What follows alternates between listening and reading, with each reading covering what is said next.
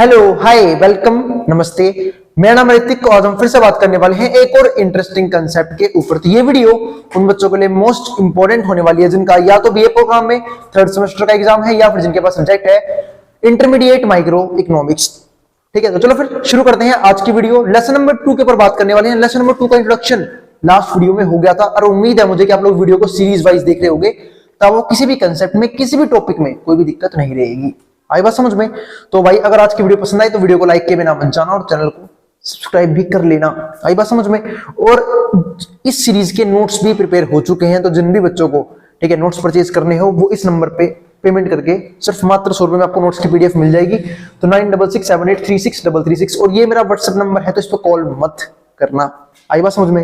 UPI number मेरे पास नहीं रहता है, ठीक है। आप इस नंबर पे पेमेंट करके, ये पेमेंट नंबर भी है, आप नोट्स परचेज कर सकते हैं इस सब्जेक्ट के।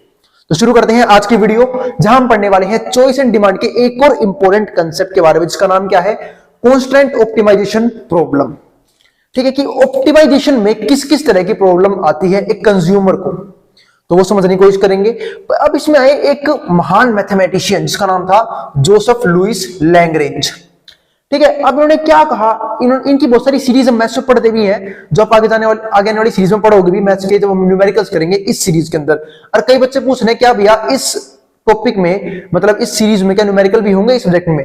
है तो, पर बहुत ही कम है।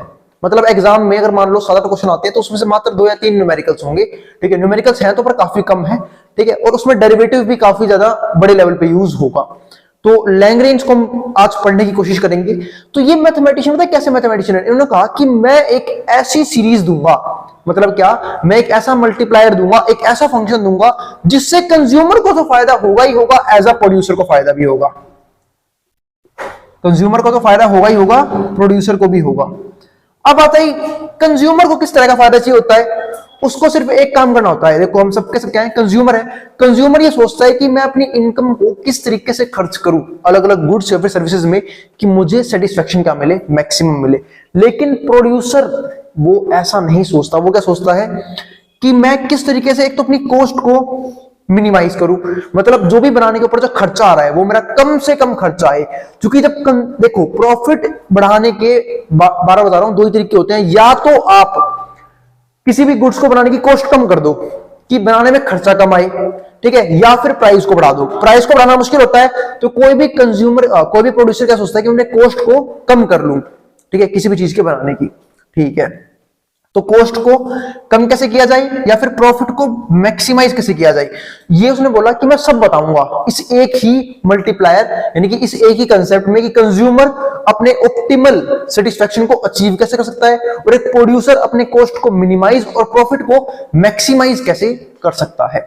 ठीक है, देखो यहां पे लिखा भी हुआ है, Lagrange multiplied method to analyse utility maximisation, की यूटिलिटी मैक्सिमम कैसे मिले मुझे, मैं कितनी गुड्स या कितनी सर्विसेज कंज्यूम करूं या फिर अपने इनकम को किस तरीके से एलोकेट करूं, बांटूं अलग अलग तरह की गुड्स और सर्विसेज को कंज्यूम करने में, कि मुझे जो सेटिस्फेक्शन है वो क्या मिले, मैक्सिमम मिले। वो उसने बोला वही बताऊंगा by consumer subject to the budget constant, budget को देखते हुए। ठीक है, as well as cost minimisation और प्रॉफिट मैक्सिमाइजेशन, कॉस्ट मिनिमाइजेशन और profit maximisation by firms under certain constants. ठीक है, तो सारी चीजें बोली कि मैं सब बताऊंगा इस एक ही सीरीज के अंदर। आई बात समझ में? तो अब इसको कैसे करना है वो हम समझेंगे इसी वीडियो के अंदर। तो उसने बोला कि मैं सबको खुश कर दूंगा, एक ही सीरीज दूंगा, एक ही मल्टीप्लायर दूंगा, उसमें सारे बंदे खुश हो जाएंगे, कंज्यूमर भी, प्रोड्यूसर भी। ठीक है, अब यहां पर देखते हैं। तो एमआरएस हमारा क्या होता है, मार्जिनल रेट ऑफ सब्स्टिट्यूशन। उसका फॉर्मूला क्या होता है, P1 अपॉन P2। ठीक है, यानी कि प्राइस ऑफ गुड 1 अपॉन में प्राइस ऑफ गुड 2। ठीक है, और ऐसे ही हमारा यहाँ पे जो M होता है, मैक्सिमाइजेशन दिखाना है, वो कैसे होगा, P1 X1, यानी कि ये क्या है, P1 price of good 1, X1 quantity of good 1। तो ये क्या आएगा, टोटल पैसा जो एक कंज्यूमर गुड 1 को खरीदने में खर्च कर रहा है। ऐसे यहाँ पे क्या होगा, P2 X2, P2 यानी कि प्राइस ऑफ गुड 2, यानी कि वो पैसा जो एक कंज्यूमर खर्च कर रहा है गुड 2 खरीदने में, और गुड 2 क्या है, उसकी क्वांटिटी। तो दोनों को मिला के उसने अपना टोटल पैसा खर्च किया, वो सेटिस्फेक्शन कैसे मैक्सिमम करेगा उसके ऊपर बात करेंगे इसके अंदर। आई बात समझ में? तो इसकी तो पूरी है ना, वो है इक्वेशंस, सोल्व करना सीखेंगे हम अगली वीडियो में। यहां पे तो सिर्फ हमें ये समझना था कि हमें बजट कॉन्स्टेंट में, यानी कि कॉन्स्टेंट ऑप्टिमाइजेशन प्रॉब्लम में क्या पढ़ना होता है। आई बात समझ में? तो हम इसमें सारी कंसेप्ट पर बात करेंगे। अब इसमें हमारे पास क्या आता है, द बजट कॉन्स्टेंट। अब बजट कॉन्स्टेंट ने हमें क्या दी, इक्वेशन दी। मतलब क्या, the budget constant provide us the other equation in the system. उसने इक्वेशन दिया एक सिस्टम का, ठीक है, रिजल्टिंग इन टू इक्वेशंस, जहां पे दो इक्वेशंस होंगी विद टू अननोन, जहां पे दो अननोन होंगे। जैसे मान लो यहाँ पे दो अननोन है, एक x1 कि कितनी हमें गुड 1 की क्वांटिटी कंज्यूम करनी चाहिए, और एक है x2, ये क्या अननोन है कि कितनी हमें गुड 2 की क्वांटिटी कंज्यूम करनी चाहिए। और वो किस लिए कंज्यूम करेंगे हम, ताकि हमारी जो सेटिस्फेक्शन है वो हमें क्या मिले, मैक्सिमम मिले, ठीक है।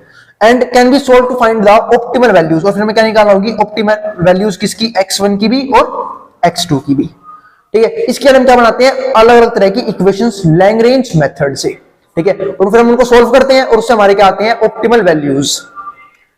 अब क्या इससे आगे, equality between MRS and price ratio. क्या इक्वालिटी होती है एमआरएस और प्राइस रेशियो में, ठीक है। इस बात का मतलब क्या होता है, एक सिंपल सी बात है, कंज्यूमर जो है वो एक गुड्स की कंजप्शन को शिफ्ट करता है दूसरी गुड्स की कंजप्शन में।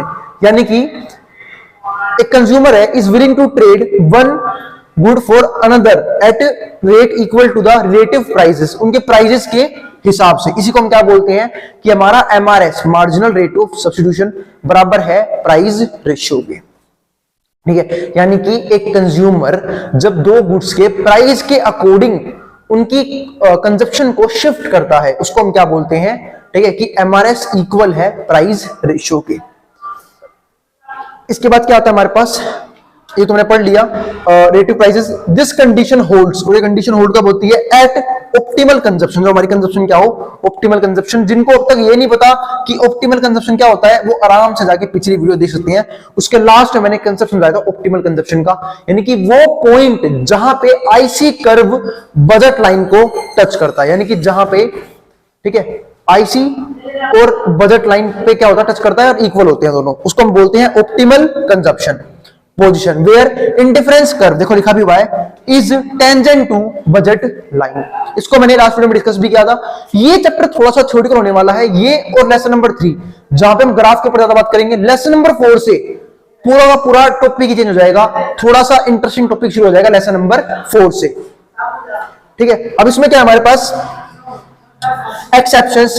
एक्सेप्शन क्या होते हैं, जहां पे ये बात फॉलो नहीं होती है, यानी कि जहां पे ऑप्टिमल पॉइंट अक्कर तो करते हैं, लेकिन ऑप्टिमल पॉइंट जो है वो जरूरी नहीं है वहां पे हो जहां पे आईसी कर्व बजट लाइन को टच करे, ठीक है। कल तुमने ये बात करी थी कि ऑप्टिमल पॉइंट कहां बनता है, जहां पे बजट लाइन इंडिफरेंस कर्व को टच करते हैं। लेकिन अब हम बात करेंगे ऐसे एक्सेप्शंस की जहां पे जरूरी नहीं है कि बजट लाइन किसको टच करे, आईसी कर्व को टच करे। अब ये देखो, when IC curve has a kink, जब आईसी कर्व में क्या हो, किंक को, ठीक है, at the optimal choice, optimal choice की जगह पे, इसको हम बोलते हैं परफेक्ट कॉम्प्लीमेंट्स। अब परफेक्ट कॉम्प्लीमेंट्स गुड्स कौन से होते हैं, वो मैंने आपको बताया भी था कि गुड्स दो तरह के होते हैं, सब्स्टिट्यूट और कॉम्प्लीमेंट्स। कॉम्प्लीमेंट्स जो एक दूसरे की, ठीक है, जरूरत को कंप्लीट करते हैं, जैसे कि कार, पेट्रोल, ठीक है, पेन, इंक, तो ये सारे क्या होते हैं हमारे कॉम्प्लीमेंट्स गुड्स। लेकिन परफेक्ट कॉम्प्लीमेंट का मतलब क्या है वो समझते हैं।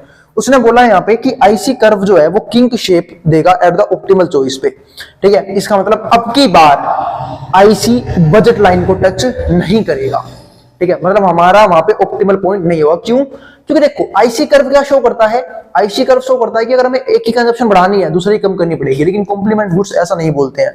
कॉम्प्लीमेंट्स गुड्स पे क्या रिएक्ट पड़ता है कि अगर आप एक चीज को ज्यादा यूज कर रहे हो, दूसरा आपका अपने आप ही ज्यादा यूज होगा, वो कम यूज हो ही नहीं सकता। जैसे मान लो अगर मुझे मार्कर ज्यादा बार यूज करना हो तो सिंपल सी बात है इंक ज्यादा यूज होगी। इसका मतलब अगर मैं मार्कर की कंजप्शन को बढ़ाता हूं तो इनकी कंजप्शन अपना ही बढ़ जाएगी।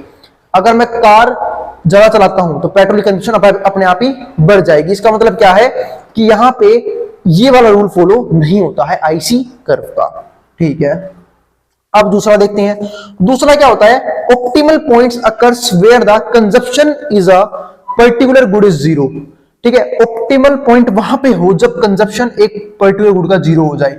लेकिन आईसी तो कहता ही नहीं है, आईसी कहता ही नहीं कि एक गुड्स की कंजप्शन को जीरो करो, ठीक है। तो अगर एक की जीरो हो जाए तो ऐसा कब होगा, जब कंज्यूमर को बिल्कुल पता हो कि वो दूसरे वाला गुड्स उसके लायक, मतलब उसे किसी भी काम का नहीं है, ठीक है। या फिर मैं बात करूं सब्स्टिट्यूट गुड्स की, ठीक है, कि दो ऑप्शन है उसके पास, उसे पता है कि मुझे एक ही चीज पसंद है, जैसे किसी को चाय और कॉफी में से कॉफी पसंद है पीना, वो चाय बिल्कुल कंज्यूम नहीं करता, तो उसे पता है कि उसे सिर्फ एक ही चीज ही कंजप्शन करनी है और उस केस में उसे क्या मिले, मैक्सिमम सेटिस्फेक्शन मिले।